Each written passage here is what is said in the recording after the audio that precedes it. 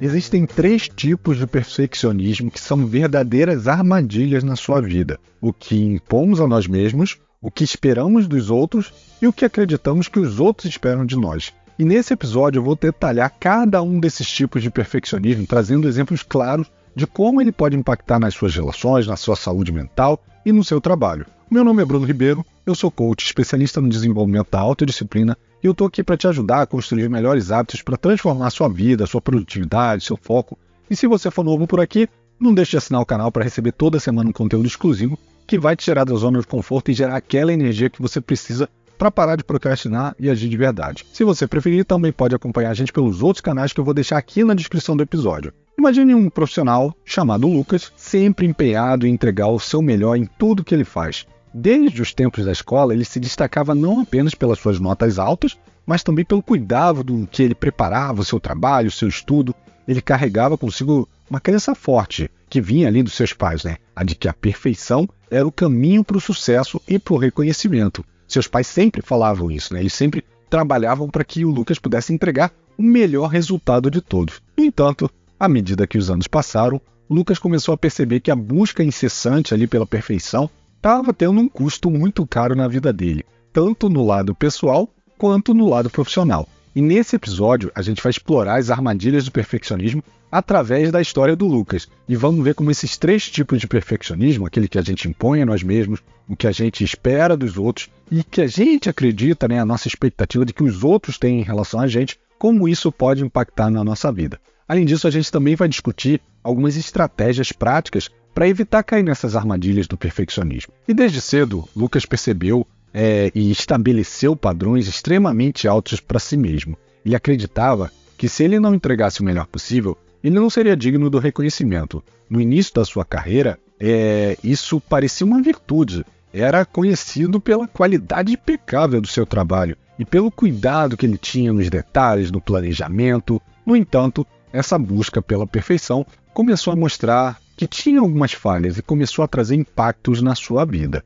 Ele começou a sentir os efeitos dessa busca incessante pela perfeição desde sua vida pessoal. Ele passava noites e fins de semana revisando projetos, sempre achando que tinha ali algo para ser melhorado, e isso resultou em menos tempo para passar com a sua família, com os seus amigos. Às vezes ele estava ali num jantar e ele levantava e falava: não, gente, eu tenho que dar uma olhada porque amanhã tem uma apresentação e eu preciso que essa apresentação esteja perfeita. E esse convívio social começou a ser penalizado, Ele estava sempre ali estressado, com aquela sensação de que nunca estava satisfeito, e isso começava a afetar também a sua autoestima. E a constante pressão que o Lucas colocava sobre si mesmo começou a manifestar de uma forma na sua saúde mental. Ele começou a desenvolver ansiedade, ele estava sempre preocupado com a possibilidade de não atender aos seus próprios padrões ou a expectativa que os outros tinham. A insônia tornou-se frequente, e aí a sua mente não conseguia descansar. Ele estava constantemente revisando o que podia ser melhorado ou tendo medo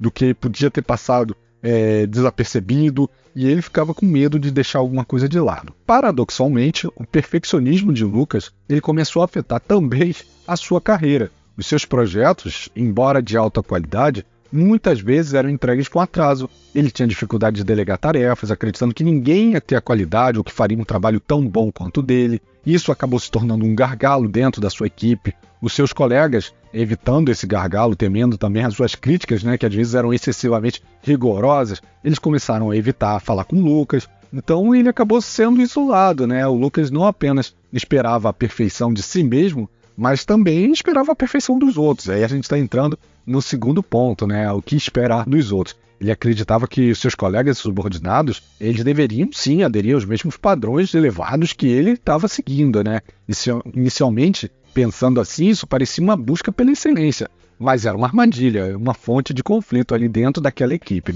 E os colegas de Lucas, eles começaram a sentir a pressão dessas suas expectativas irreais, e o ambiente de trabalho começou a se tornar tenso, com muitos tendo medo das suas críticas, e em vez de colaborar, inovar, a equipe começou a evitar risco, preocupada em não cometer risco e eventualmente não ser criticada pelo Lucas. E a criatividade e a moral da equipe despencaram, Ele começou a perceber que, apesar dos seus esforços para melhorar a qualidade, os resultados aí de forma global, tudo estava indo para água abaixo. E essas expectativas perfeccionistas, elas não se limitavam também só ao ambiente de trabalho. Na vida pessoal, o Lucas também esperava que seus amigos e familiares estivessem sempre à altura das suas expectativas. Isso levou a tensões em relacionamentos importantes, porque as pessoas ao seu redor, elas se sentiam constantemente julgadas e insuficientes.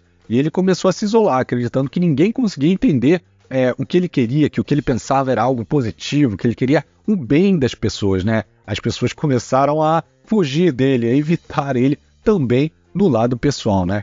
E ele lutava com a percepção de que os outros também esperavam isso dele, né? Ele acreditava que todos ao seu redor tinham expectativas altíssimas em relação ao seu desempenho e ao seu comportamento. Por isso ele tinha sempre esse medo de falhar, de cometer algum erro e quebrar as expectativas. E isso colocou ele numa pressão constante, tentando não decepcionar ninguém. Ele começou a definir essa sua autoimagem, né, com base na percepção das expectativas dos outros. Ele acreditava que o seu valor estava atrelado ao que ele podia entregar para uma aprovação externa, né? Isso fez com que ele perdesse o senso de quem ele é realmente e o que ele queria para si mesmo. Ele estava sempre atuando, sempre tentando corresponder a um ideal que talvez nem existisse na realidade, na cabeça das outras pessoas, né? A pressão percebida dessas expectativas dos outros se exacerbou tanto que aumentou, junto com todos os outros fatores, a sua ansiedade, a sua insegurança, o seu estresse, e ele desenvolveu um medo paralisante de fracassar e de decepcionar as pessoas que ele gostava e as pessoas ao seu redor.